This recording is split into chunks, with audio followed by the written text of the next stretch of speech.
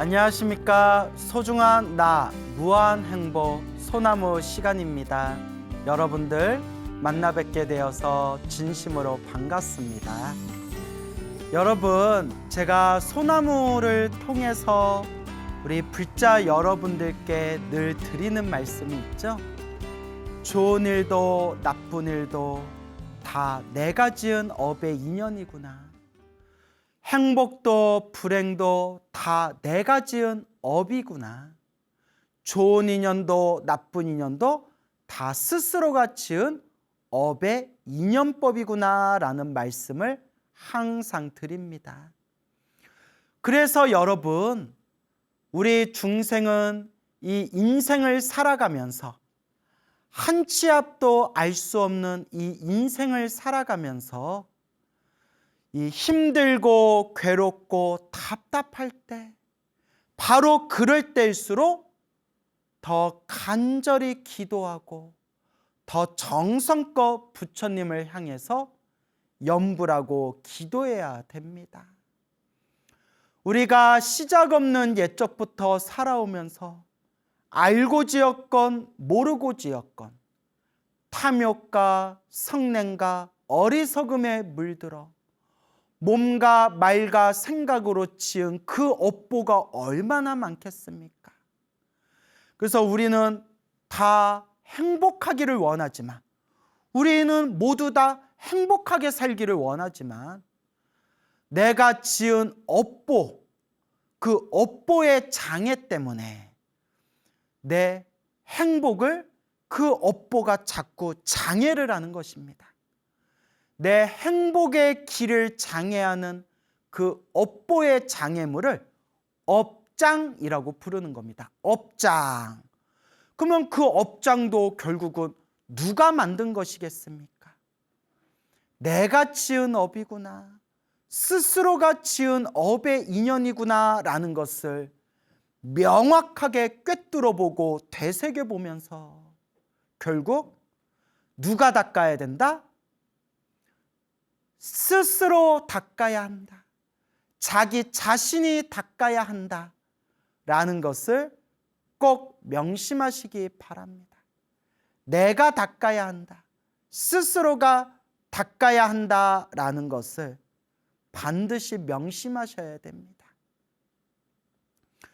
불심이 약한 불자들, 절에는 오래 다녔지만 지혜가 없는 불자들은 힘들고 괴롭고 답답할 때일수록 부처님의 바른 법에 의지해야 된다는 생각을 놓쳐버리고 중심이 흔들리면서 괜히 엄한 거, 이상한 거, 이상한 비법이나 비방이나 비술 같은 걸 찾으러 다닙니다.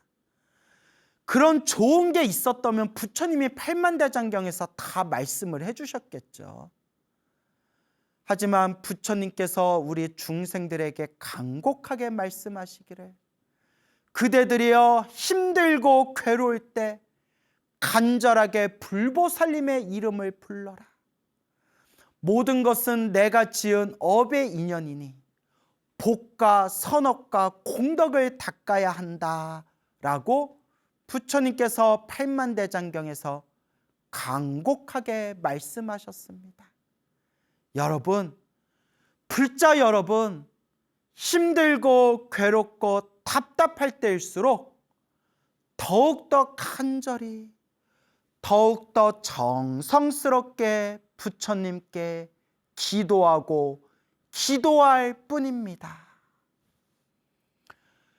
저 부산에 불심이 아주 깊은 보살님이 계십니다. 부산에 불심이 아주 깊으신 보살님이 계시는데 지금 연세가 이제 70을 코앞에 바라보고 계시는, 이제 70이 다 되신 그런 이제 보살님이 계십니다. 그 보살님께서는 젊었을 때부터 절에를 열심히 다녔고 절에서 봉사활동도 열심히 하셨고 기도도 꾸준히 하셨고 또 방생법회도 많이 참석을 하셨다고 합니다. 그렇게 불심이 깊으신 불자님이 계시는데 이 보살님께서 몇 년 전부터 막 다리가 아파오더랍니다. 막 다리가 아파오더래요. 그러더니 점점 그 다리가, 양쪽 다리가 막 혈관이 막 부풀어 오르더래요. 혈관이 막 부풀어 오르면서 요 근래 1, 2년 전부터 뭐 온몸에 경기를 일으키며 온몸에 자지러질 정도로 막 다리에 통증이 왔답니다. 너무나 고통스러웠대요. 엄청 아프더래요. 큰 병원에 다니고 약도 먹고 치료도 받고 유명하다는 병원도 다녀봤지만 그때 잠깐 살짝 효과만 있을 뿐 그렇게 전혀 차도가 없었다고 합니다. 너무 아프더래요. 다리가 너무 아파가지고 다리가 막 통증이 밀려올 때에는 일상생활이 불가능할 정도였고, 막 잠을 자다가, 밤에 잠자다가 갑자기 통증이 밀려오면 아이고 하고 막 비명을 지르면서 잠에서 깼답니다. 너무 아파가지고. 그러면 옆에서 누워 계시는 남편 되는 거사님이 깜짝 놀라서 깨워가지고 막 몇십 분씩 다리를 꾹꾹 주물러줘야 겨우 다리가 뻣뻣하게 굳어서 아파온 다리가 겨우 다리가 좀 풀릴 정도였고, 그렇게 요 근래 1, 2년 동안 다리 통증이 이루 헤아릴 수 없을 정도로 너무나 고통스럽고 너무나 괴로웠다고 합니다. 근데 병원에서 또 의사가 하는 말이, 요 다리가 이렇게 아프고 혈관이 부푸는 게 심장 혈관하고도 이게 다 연결이 된 건데, 이게 혈관, 심장에 좀 문제가 있는 것 같다.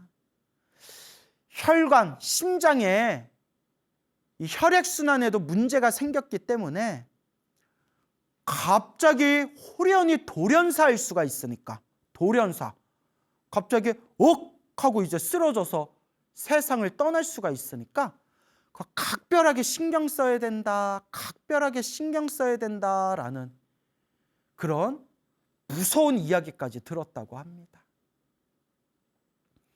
그래도 이 보살님이 불자는 불자예요. 이 불자님이 우리 광우 스님의 소나무 완전 찐팬이시래요. 아마 지금 이 방송을 지금 이 순간 보고 계실지도 모르겠네요.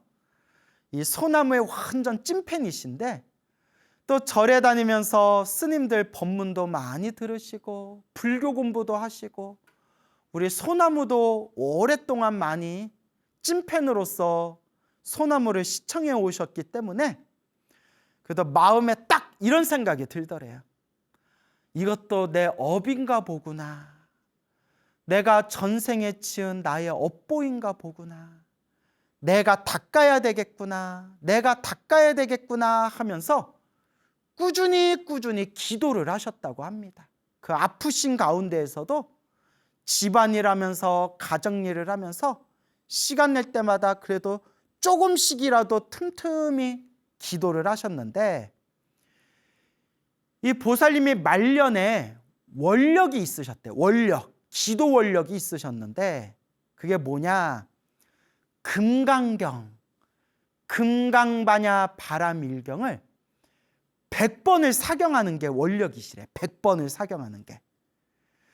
그래서 시간 낼 때마다 금강경을 100번을 사경하는 걸 목표로 틈틈이 시간이 없으면 하루에 한두 장이라도, 시간이 많으면 하루에 막 몇 장씩 사경하고 사경하다가 금강경 10번을 사경하셨대요. 금강경 10권을 사경을 하셨답니다. 그래서 작년 말 정도에 금강경 10권을 딱 사경하고 나서 잠깐 숨 돌리고 좀 쉬셨대요. 딱 10권까지 딱 회양을 하고 이제 또 재충전을 하는 그런 마음으로 잠깐 숨을 돌리고 잠깐 좀 쉬셨는데, 그때 광우 스님의 소나무에서 그 법화경 기도가피에 대한 이야기가 이렇게 이제 여러 번 제가 이야기를 하면서 법화경 기도가피 이야기를 여러 번 이제 들으셨대요, 보살님이. 소나무에서 이제 법화경 기도가피 이야기. 근데 제가 우리 지금까지 몇 년 동안 계속 소나무 법문하면서 금강경 기도가피 이야기, 법화경 기도가피 이야기, 관세음보살 기도가피 이야기, 지장보살 기도가피 이야기 제가 다 골고루 했거든요. 근데 제가 또 한동안 법화경 기도가피 이야기를 여러 번 했었어요. 그 보살님이 소나무를 듣다가 문득 나도 법화경 기도 한번 해봐야 되겠다라는 생각이 그냥 딱 들더래요. 법화경 기도 한번 해봐야 되겠다 하는데 그 순간에 저 책장에, 책이 꽂혀있는 책장에 몇 년 전에 불교 서점에서 사놓고 한 번도 펼쳐보지 않고 책장에 고스란히 책장에 꽂아놓고 모셔두었던 우리말로 번역된 한글 법화경이 딱 책장에 눈에 딱 꽂히시더래요. 아이고, 내가 옛날에 사놓은지도 몰랐네 하면서 때마침 책장에 우리말 한글 법화경이 딱 꽂혀 있어가지고 그 법화경 책을 싹 경전을 뽑아서 매일매일 정성스러운 마음으로 법화경을 매일매일 독송하셨대요.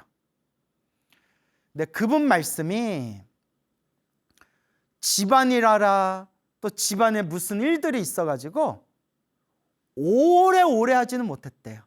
시간을 오래오래 하지는 못하고 다만 매일매일 짧은 시간이라도 매일매일 꾸준하게 법화경을 독송하셨대요. 그것도 며칠 동안. 그런데 그분 말씀이 짧은 시간 며칠 동안 매일매일 법화경을 독송하면서 짧게 그냥 시간 낼 때마다 법화경을 읽었지만 정성스러운 마음으로 독송했대. 그래도 정성스러운 마음으로. 나무묘법연화경 이와 같이 나는 들었다. 어느 한때에 부처님께서 왕사성 기사굴산 중에 계시었는데 정성스럽게 그렇게 며칠 동안 법화경을 독송하셨다고 합니다. 그러니까 막 오래 한 것도 아니고 시간을 길게 잡아서 한 것도 아니에요. 짧은 시간 꾸준히 며칠 동안 법화경을 독송하셨대요.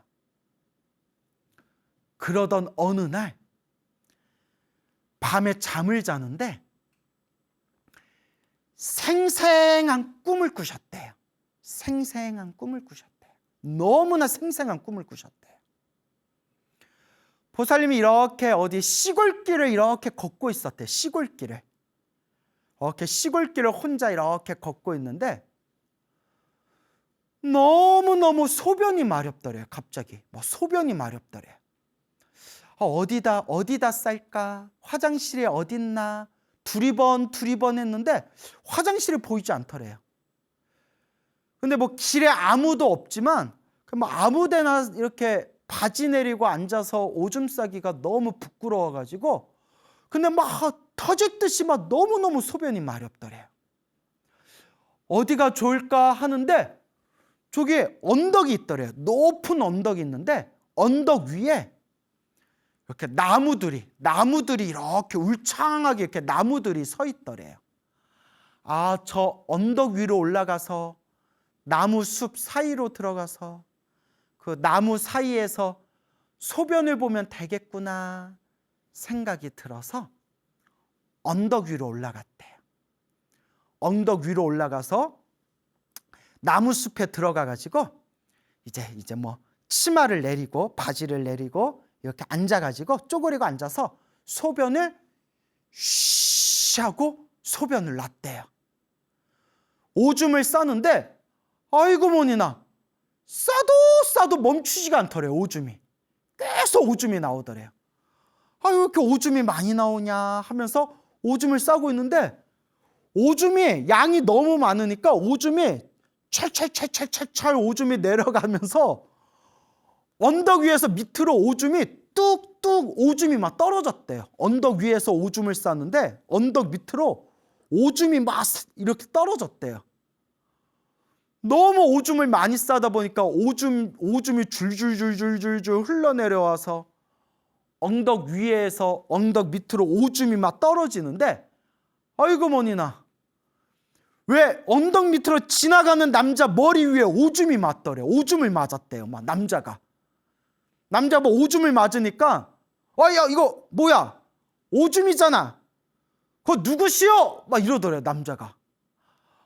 보살님이 너무 창피하고 너무 미안해서 그 언덕 위에서 그 언덕 밑에 있는 남자한테, 머리에 오줌 맞은 남자한테, 아이고 미안합니다, 아이고 미안합니다, 아이고 죄송합니다 하고 막 사과했대요. 그러니까 남자가 거기서 오줌 싸고 계셨군요 하면서 남자가 언덕 위로 올라오더래요. 남자가 딱 올라오더니 이제 막 보살님이 남자한테 미안합니다, 아이고 미안합니다 하고 사과하는데, 그 남자가 보살님이 딱 보더니, 아이고 왜 그런 걸 몸에 달고 계십니까? 왜 그런 걸 몸에 주렁주렁 달고 있습니까? 이러더래요. 여러분, 그 남자가, 오줌 맞은 남자가 보살님한테 왜 그런 걸 달고 계십니까? 몸에 왜 그런 걸 달고 있습니까? 하더니 제가 빼드리겠습니다 이러더래요. 제가 빼드리겠습니다 하더니 다짜고짜 보살님을 땅바닥에 이렇게 눕히더니 보살님 다리를 붙들고 막 끙끙거리면서 뭘 이렇게 다리에서 뭘 이렇게 뽑아내는 느낌이 들더래요. 뭘 막 뽑는 느낌이 들더래요. 막 여기 막 다리에 막 끈적끈적한 무슨 고무덩어리 같은 걸 막 이렇게 막 뽑아내는 느낌이 생생하게 들더래요. 그러면서 남자가, 아이고 왜 이렇게 안 떨어지냐, 아이고 왜 이렇게 안 떨어지냐, 왜 이렇게 잘 안 떨어지냐, 이렇게 막 힘들어하면서, 남자가 막 힘겨워하면서 다리에서 막 끈적끈적한 고무덩어리 같은 걸 막 질척질척거리는 걸 막 이렇게 땡기고 뽑는 느낌이 들더래요.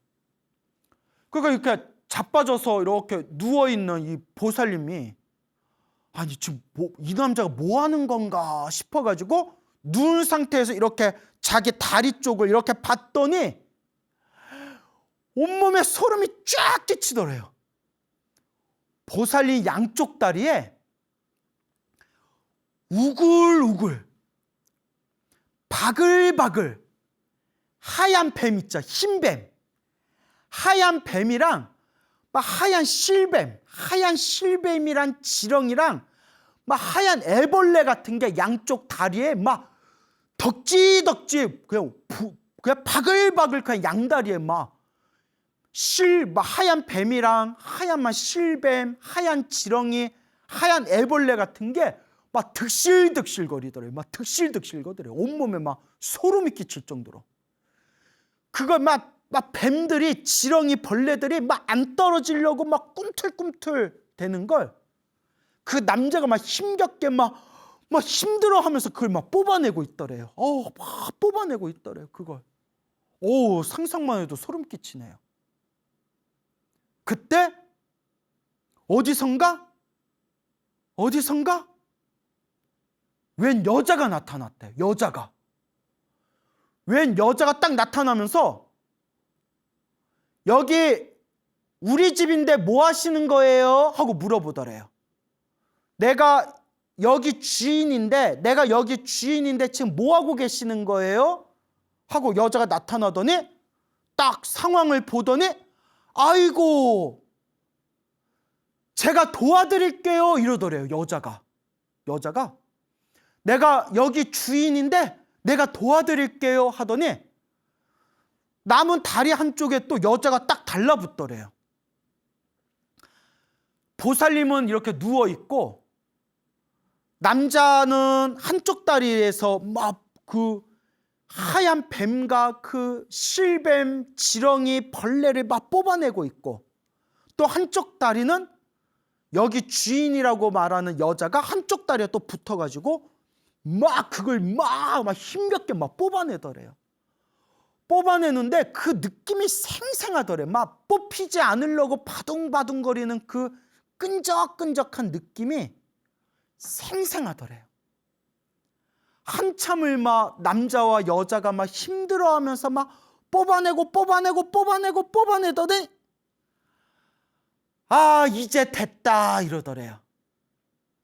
자, 이제 됐습니다 라고 하는 순간 정신을 딱 차려봤으니까 한바탕 생생한 꿈인 거예요. 너무나 생생한데 놀라운 게 그 꿈을 꿨는데 다리가 얼얼하더래요. 다리가 정말 막 다리가 막 뭐가 뽑혀나간 느낌처럼 막 다리가 막 욱신욱신 막 근육통 있죠. 막 무슨 근육통처럼 꿈을 꿨는데 다리가 실제로 양쪽 다리가 얼얼하고 다리가 막 욱신욱신거리더래요. 희한하다. 그렇게 3, 4일 동안 다리가 욱신욱신거리는 그 느낌이 3, 4일 동안 지속되더래요. 너무나 생생했대요. 너무나 생생한 꿈이었는데 여러분, 우리 소나무 애청자 여러분, 이제 그 뒷이야기는 다들 눈치채셨죠? 그 꿈을 꾼 이후로 그토록 지독하게 아팠던 다리 통증이 흔적도 없이 사라졌대요. 완전히 사라졌대요. 그러니까 완치가 됐대요. 보살님도 긴가민가해서 며칠을 더 한번 관찰해보자, 한 며칠 동안 한번 지켜보자 했는데 며칠이 지나고 한 달이 지나고 두 달이 지나도 그 꿈 꾸고 난 뒤에 지독하게 다리 아팠던 통증이 흔적도 없이 사라졌대요. 그런데 더 놀라고 더 충격받은 게 옆에서 같이 자고 있던 남편, 거사님이 더 놀라셨대요. 왜냐?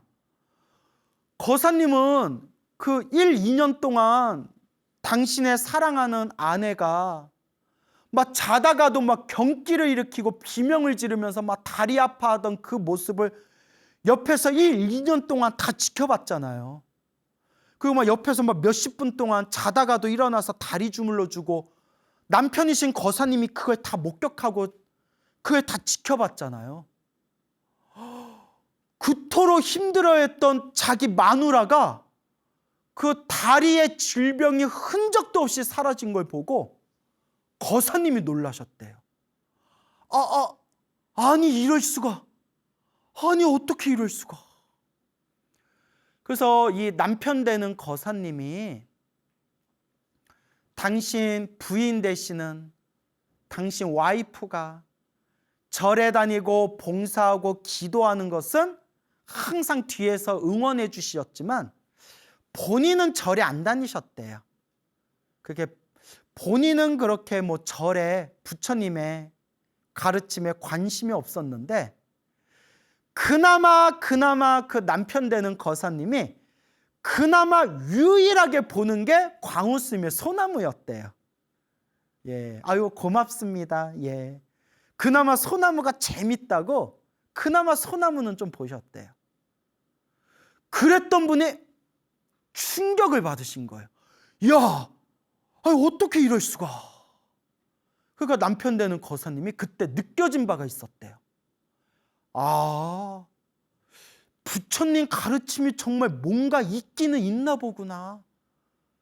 정말 뭔가 있기는 있구나 라는 생각이 딱 드시더니 그날부터 마음에 느껴진 바가 있으셔서 불교 공부를 시작하셨대요. 진지하게 불교 공부를 시작하셨대요.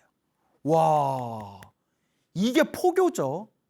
여러분, 내 남편, 내 가족, 내 자식 포교하는 게 제일 힘들어요. 이게 포교죠. 그래서 그토록 지독하게 아팠던 다리의 그 통증이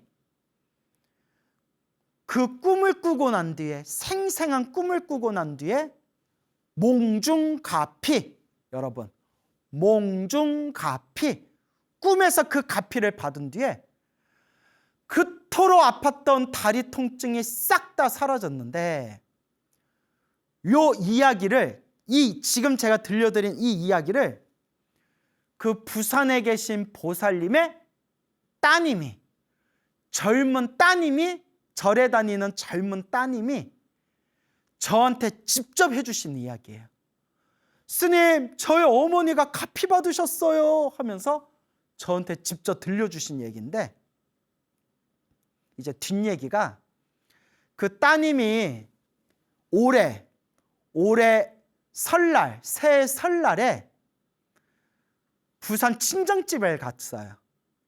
그리고 이제 엄마 아빠 만나고 엄마한테, 엄마 지금도 다리 안 아파? 지금도 다리 괜찮아? 라고 엄마한테 물어보니까 어머님이 눈에 눈물이 그렁그렁 하면서 안 아프다, 완전히 낫다, 부처님 가피 덕분에 내가 살았다, 이 은혜를 어떻게 갚을 수 있을까? 내가 이 은혜를 어찌 갚아야 될까? 부처님의 이 은혜 내가 어떻게 갚으며 살아야 할까? 하면서 어머니가 너무 감동하시면서 눈에 막 눈물을 막 뚝뚝 흘리셨대. 막 어머니도 막 눈물 흘리시고, 엄마가 우니까 딸도 괜히 막 눈물 막 뚝뚝 흐르고, 엄마하고 딸이 우니까 옆에 있는 아버지도 막 코가 시큰거리고, 하늘도 막 울고 땅도 울고, 막 이제 봄이니까 막 깨구락지도 울고, 막 엄마가 막 울더래요. 너무 부처님께 감사하다고, 너무 이 부처님 은혜를 어떻게 갚아야 되겠냐고.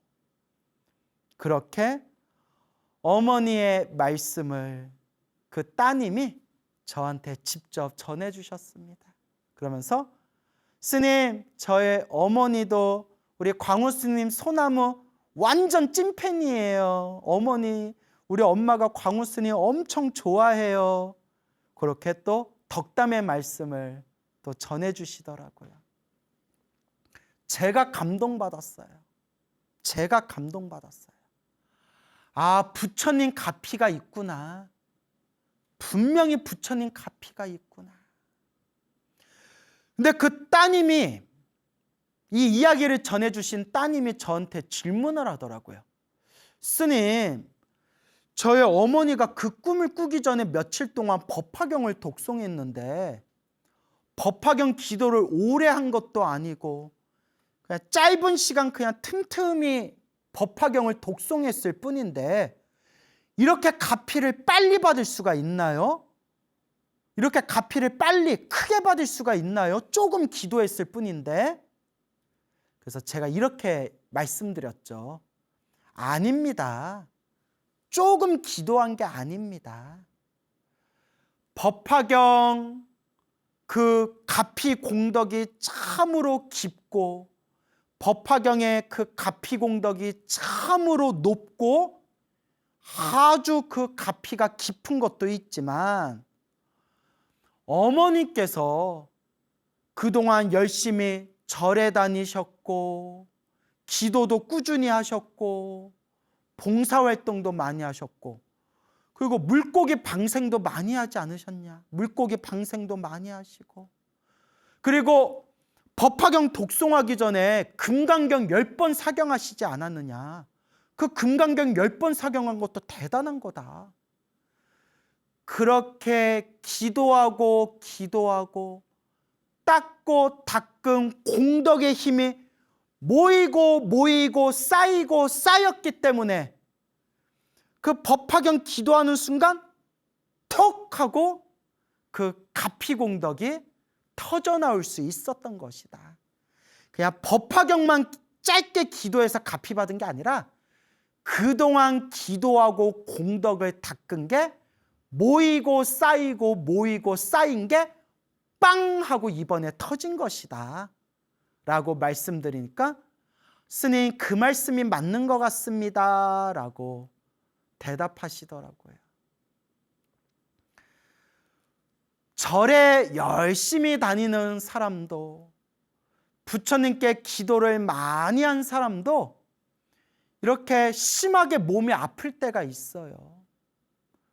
절에 열심히 다니고 기도를 열심히 했는데도 안 좋은 일이 생길 때가 있어요.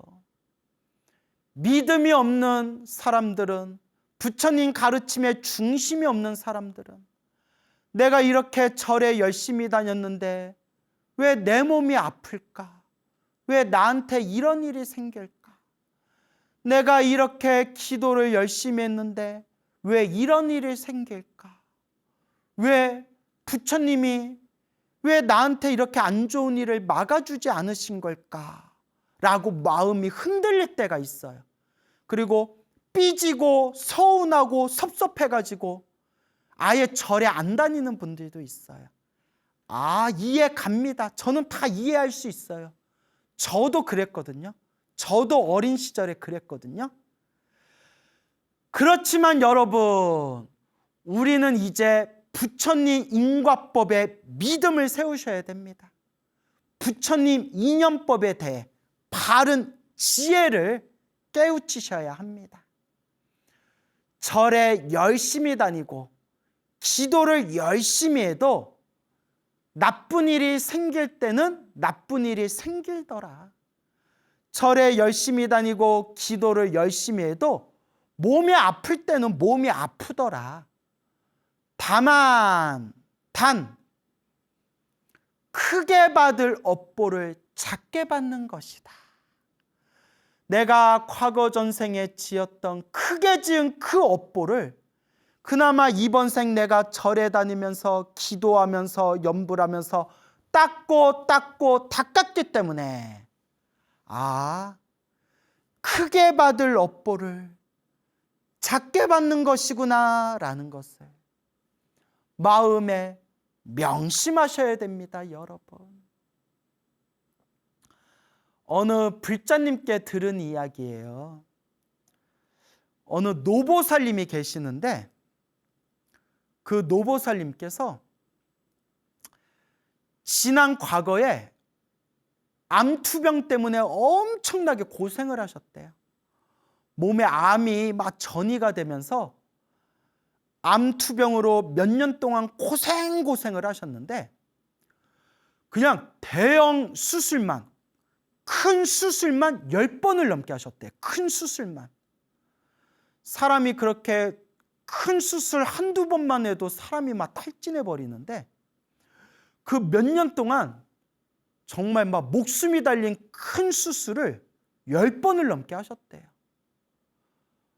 정말 다른 사람 같았으면 벌써 목숨이 끊어져도 몇 번은 다 했을 거라고. 그랬던 그분이 그래, 죽을 때 죽더라도 기도하다 죽자. 죽을 때 죽더라도 기도하다 죽자. 몸이 아프거나 말거나 날씨가 좋거나 안 좋거나 컨디션이 좋거나 안 좋거나 늘 매일 틈틈이 법화경을 사경하셨대요. 거의 하루도 안 빠뜨리고 하루에 한 장, 하루에 2장을 사경하더라도 매일매일 법화경을 사경하셔서 지금 법화경 통째로 법화경을 사경하신 게 50번이 넘으신다. 50번. 법화경을 통째로 50번 넘게 사경을 하셨는데 의사가 이런 말을 하더래요. 기적입니다. 암 진행이 멈췄습니다. 이러더래요. 암이 막 전이되고 수술하고 했는데 암이 지금 계속 진행이 멈춰 있습니다. 이러더래요. 의사가 깜짝 놀라더래요. 암의 진행이 멈췄습니다. 그래서 그 노보살님이 몇 년째 암이 지금 완전히 사라진 건 아니지만 그냥 암의 진행이 지금 멈춘 상태에서 일상생활하는데 아무 문제 없이 지금 그렇게 몇 년 동안 지금 편안한 마음으로 지금 지내고 계신다고 합니다. 당신이 기도하고 모든 걸 부처님께 의지했기 때문에 지금 당장 저승사자가 찾아와서 염라대왕 앞에 자기가 염라대왕을 만난다 해도 아무 자기는 두려움이 없대요. 그러면서 내가 이제 몇 개월도 못 살 거다, 이제 얼마 남지 않았다라고 시한부 선고까지 받았던 자기가 이렇게 몇 년이 훨씬 넘었는데도 지금 건강한 몸으로 이렇게 자기가 활동할 수 있는 게 다 부처님 가피의 힘이다. 그래서 지금도 부처님 은혜 갚는 마음으로 꾸준히 사찰에 가서 봉사활동 하시면서 지금도 법화경을 사경하고 계신다는 그런 불자님이 계시다는 이야기를 제가 듣게 되었습니다. 여러분, 감동입니다. 부처님의 가피는 감동 그 자체입니다. 여러분, 좋은 일이 생겨도 그만이요, 나쁜 일이 생겨도 그만이요, 행복도 불행도 다 내가 지은 업의 인연일 뿐이고, 절에 열심히 다니고 기도를 열심히 하고 복을 지었는데도 나쁜 일이 생긴다면 내가 크게 받을 업보를 작게 받을 뿐이지, 지금 이 순간에도 부처님 가피는 나와 함께 하고 계신다 라는 것을 우리 찐 불자 여러분들께서는 마음의 중심을 세우고 꾸준히 부처님의 바른 가르침을 향해서 나아가시기 바랍니다. 부처님 가피는 현재 진행형이요, 부처님 가피는 지금 이 순간에도 환하게 빛나고 있고, 부처님 가피는 바로 감동입니다 라는 것을 명심하시길 바랍니다. 여러분, 행복해지고 싶습니까? 행복한 삶을 창조하고 싶습니까? 복을 지으십시오. 선업을 쌓으십시오. 공덕을 닦으십시오. 복과 선업과 공덕의 힘이 여러분들을 진정한 행복의 길로 이끌어 줄 것입니다. 여러분, 성불하세요.